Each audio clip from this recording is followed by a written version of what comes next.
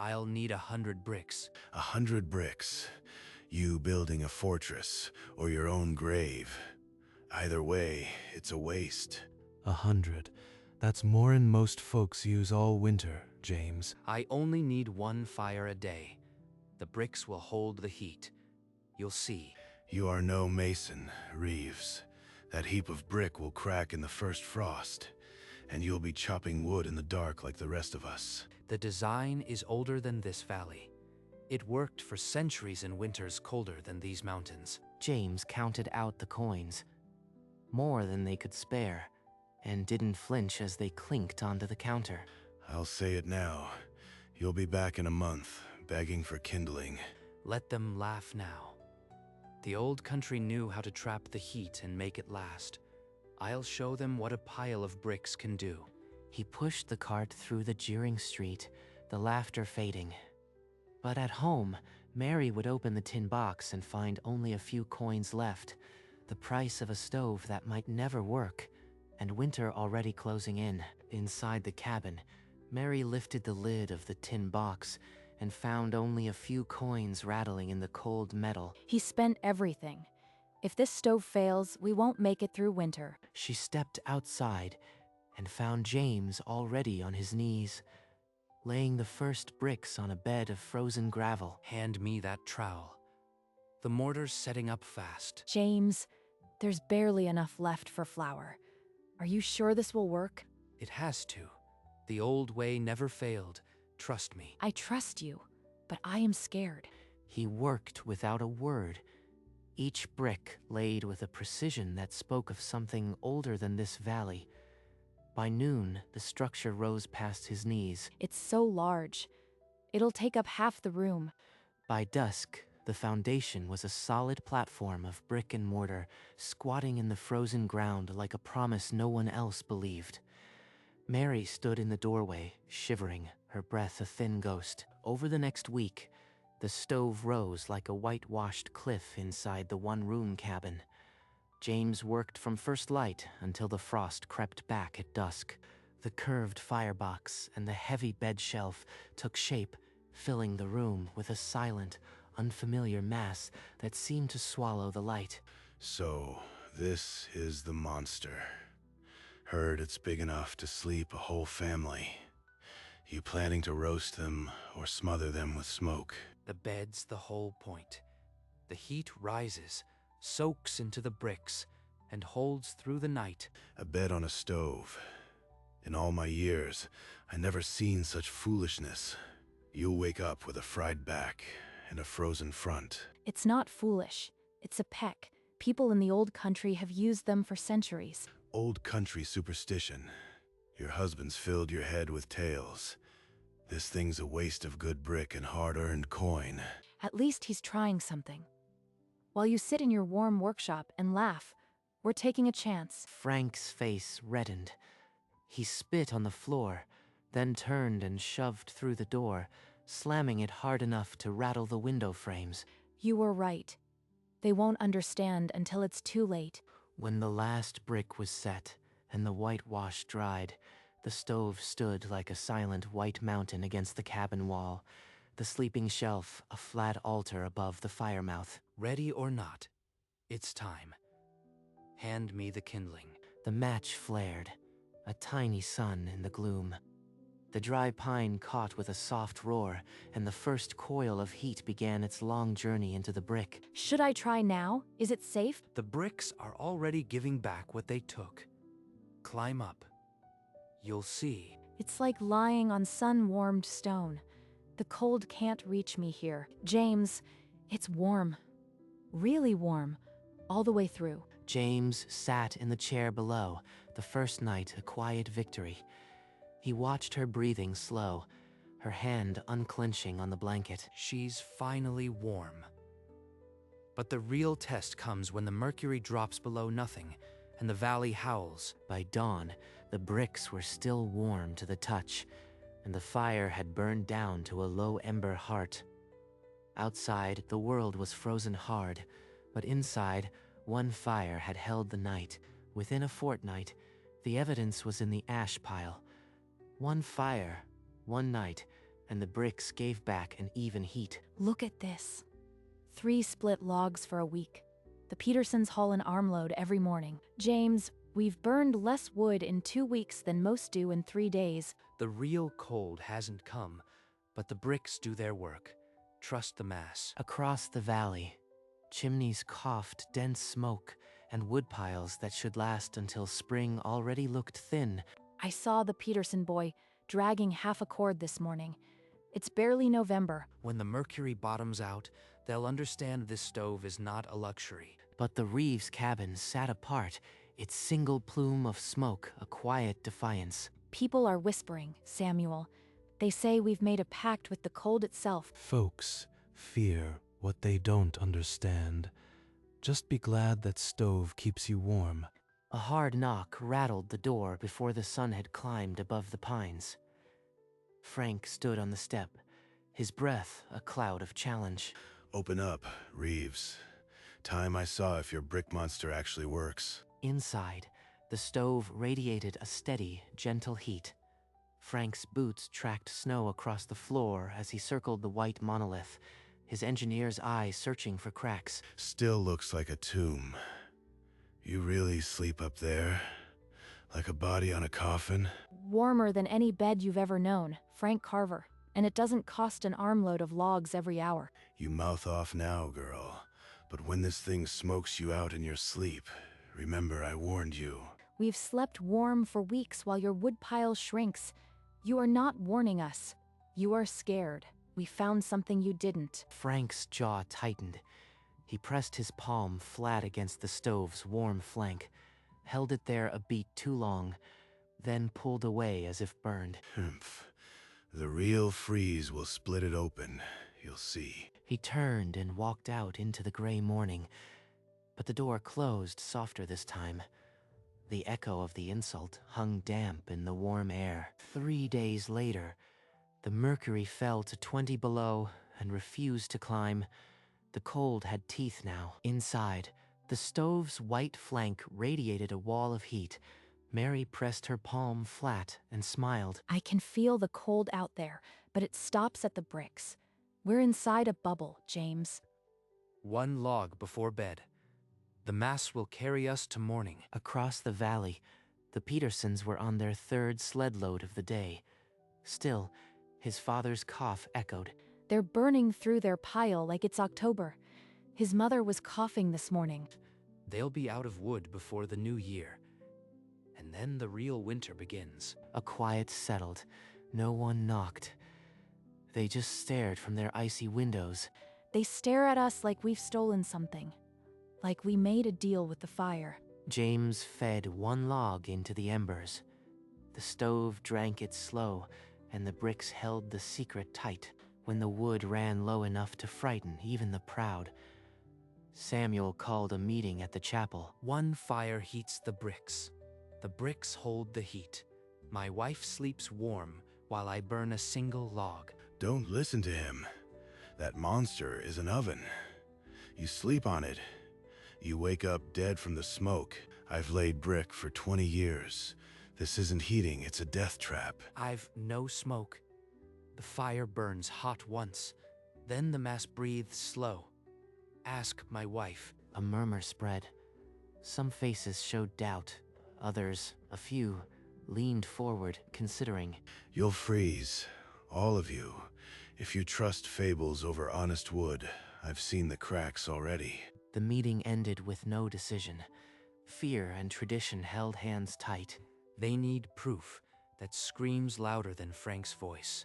The cold will speak for me. As they walked back into the frozen night, a few men glanced toward the Reeves cabin, where a single chimney whispered smoke. 2 days after the meeting, while James hauled wood, Mary climbed to the attic to clear cobwebs and found his grandfather's trunk.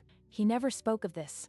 Just a dusty box shoved against the rafters. She lifted the lid and found letters tied with string, a sketch of a stove on top. The bricks must be laid thick for the fire to soak deep. A shelf above catches the rising heat. Whole villages in the east sleep thus. This is our stove. Word for word. Brick for brick. He had the design all along. The date at the top, 30 years past, written from a village she'd never known. He didn't just guess. He built something older than this valley, proven in winters I can't imagine. She climbed down and sat on the warm shelf, the letter pressed to her chest, the heat suddenly a lineage. When James gets home, he'll see I finally understand. But for now, with the secret pressed to her heart, the cold outside was finally a distant thing. James came home to find her on the warm shelf, the letter open in her lap, questions filling the quiet. I found this. Your grandfather knew, and so did you. I was afraid they'd dismiss me as a fool clinging to old tales. He spoke of winters in a village where these stoves kept families alive, the bricks learning the fire's rhythm over generations. Whole villages slept like this for centuries. The fire a heartbeat in the center of the home. Then, why hide it? This letter is proof. Frank would call it a forgery. They need more than paper. They need a winter that leaves no doubt. So we wait, until the cold teaches them what pride won't. She folded the letter away, but its truth stayed warm between them. A secret fire, they would keep it close, a weapon for the day the valley truly froze. The rumor reached Frank by way of a neighbor's child, a whispered story of a letter from the old country that proved Reeves had not invented the stove. A letter? No paper makes a stove work. It's just another of Reeves' fables. But what if it's true, Frank? What if they really did know something we don't? Frank sent word for James to come, and when Mary stepped in behind him, the air in the kitchen went thick with challenge. I hear you've got proof now. Some old country scribble. Show me. It's not scribble. It's... We don't owe you proof, Frank. The stove's warmth is enough. You'd trust a foreigner's tale over honest brickwork? It's superstition. Plain. Mary's fists clenched, but James placed a hand on her arm. They left the letter unshown, the secret heavier than before. Frank turned back to his own cold hearth. Ida said nothing, but her silence filled the room like an accusation. The forecast rode in on a wind that numbed the face in seconds. 40 below. The old-timers swore, and the sky agreed. By noon, Samuel had hung a handwritten sign. Firewood sold out. Still, they came. There's no more wood. I sold the last cord at dawn. I am sorry. Sorry won't warm my house. My wife is shivering by a dead hearth. The whole valley is shivering. I can't make wood from thin air. Others in the store clutched empty sacks, their eyes hollow. Outside, the first snow already fell. Through the window, the sky was a lid of iron. The storm would not wait for any man. Ida can't make it through another night. I've not even a handful of kindling. The valley had trusted its woodpiles, and now those piles were empty. The cold, a creditor calling in the debt. That night, the temperature dropped to 30 below and kept falling. The wind, a scream in the dark. The blizzard swallowed the valley whole. At the Reeves cabin, the windows howled, but the white monolith inside only hummed in reply. James nailed a fur blanket over the last window frame, while Mary stuffed rags into every crack she could find. Can the roof hold against this? It sounds like the world ending. The roof, maybe. But the stove? It was made for this. He carried a single split log from the dwindling pile, opened the firebox, and laid it on the embers. The brick throat drank the flame, and the great white shoulder began to throw heat like a wall. Even now, with the air outside frozen solid, this shelf is warm. I can feel the fire in the clay. They climbed up together and lay under the quilts, the storm screaming everything except for the quiet pocket they had built. One fire, Mary. As long as the bricks hold the heat, we live. She pressed her back against the warm brick and listened. Outside, the wind searched, but it found no way in. In Frank's house, the firebox held nothing but cold ash. The last splinter had burned out before midnight. Frank, I can't feel my hands. The frost is on the blanket. I know. There's nothing left to burn. Not a stick. He looked at his wife, her lips pale, and the silence between them was louder than the storm. I let my pride speak louder than sense. Now Ida pays the price. You have to go. To James. He has heat. Please, Frank. I can't. Not after everything I said. If you don't, I'll die here. Is your pride worth that? The wind howled. Frank looked at Ida's trembling form, and something inside him finally broke. He pulled on his coat. He opened the door to a wall of white. The blizzard swallowed him instantly, but he did not look back. The cabin door shook under a desperate pounding, a sound that cut through the storm's roar. Reeves, please. My wife is freezing. Open the door. James pulled the latch. Wind tore into the room as Frank crumpled against the doorframe, more ice than man. He came. After everything, he's here on his knees. I was wrong. You were right. But Ida, she'll die tonight if you don't. Mary stepped forward, a blanket in her hands, but James held up a palm. This will cost us wood, heat, danger. But I am not him. Then, without a word, he grabbed Frank's coat and hauled him inside, slamming the door against the cold. Get him near the stove. But this changes nothing, not yet. Frank collapsed by the white hearth, shivering so hard his teeth rattled like stones. The lesson was not finished. When Frank could speak again, James stood over him, arms crossed. The warmth of the stove was a bargaining tool now. I'll build you a stove, but you will follow my every word. No argument, no pride.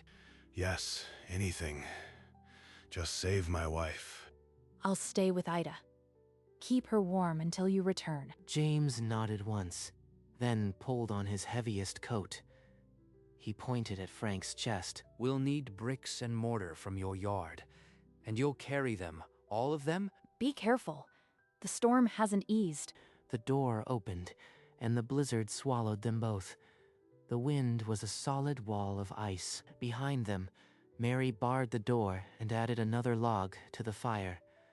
Her prayers a silent rhythm. The yard was a frozen battlefield. Frank staggered under the weight of the first brick, his fingers numb within minutes. Inside Frank's kitchen, they piled the bricks, the mortar iced in the bucket, and their breath hung like smoke. Lay them thick.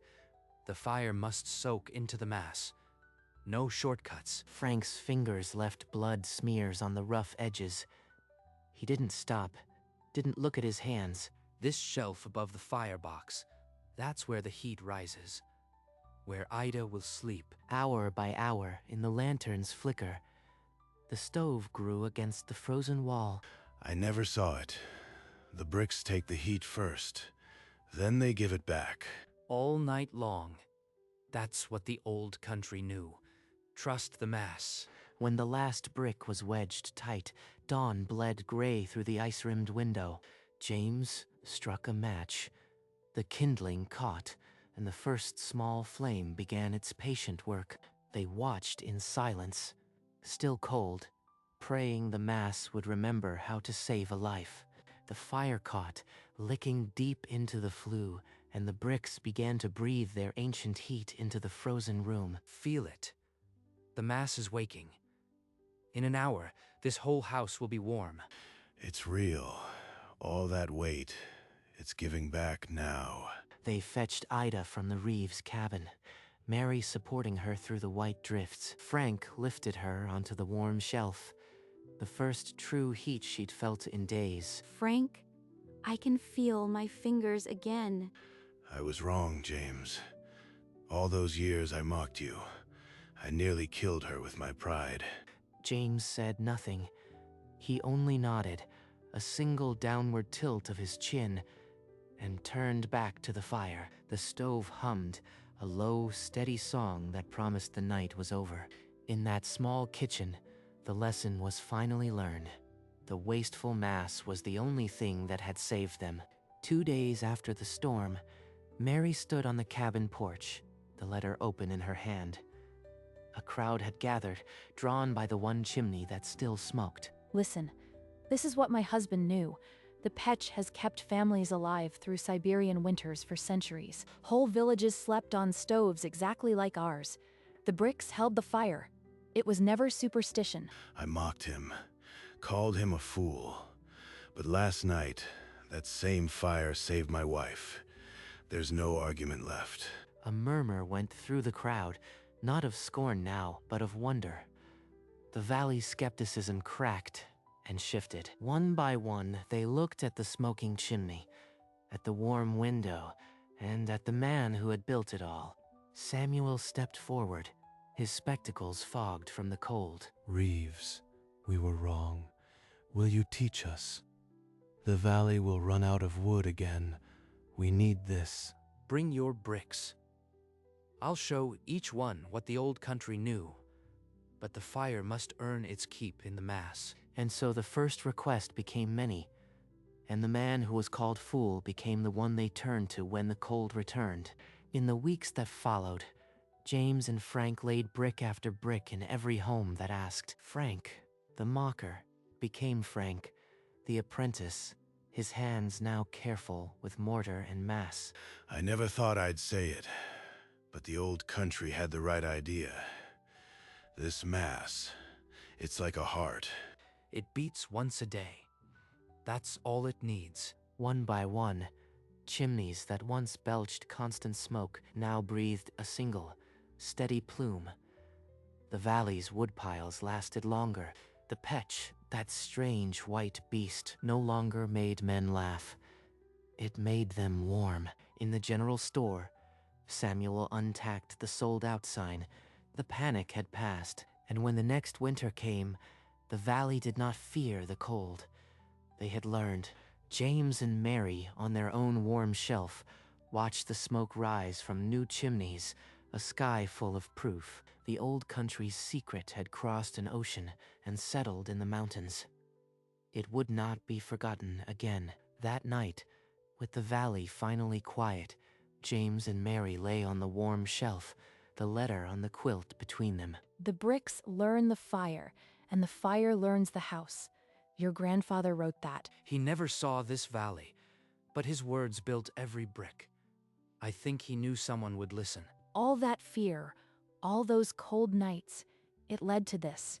A warmth that goes deeper than the bricks. The old man would be proud, not of the stove of the valley that finally learned to trust what lasts. They lay without speaking, the bricks a patient, silent heartbeat beneath them. We did it, James. We proved them all wrong. Number. The bricks proved it. We just listened. Outside, the winter still howled, but it no longer felt like a threat. It felt like a season that had met its match. The Petch had found a new home, and in its steady warmth, a family slept, knowing the fire would hold until morning. Years later, on the coldest nights, children would ask about the giant white stove in the Reeves cabin, and their parents would tell of the winter that froze the valley solid, of the man who built a bed on a stove, and the fire that held the dark at bay. They spoke of Frank, who learned that pride can kill and mercy can build, and of Mary, who found a letter and gave an old country's wisdom a new home. The Petch became more than a stove. It became a quiet promise that one fire, fed at dawn, could outlast the longest night, and in the silence of deep winter, the valley slept warm. The old country's secret had not just survived. It had become their own, and the man who was called Fool slept soundly, his wife beside him on a bed of warm brick.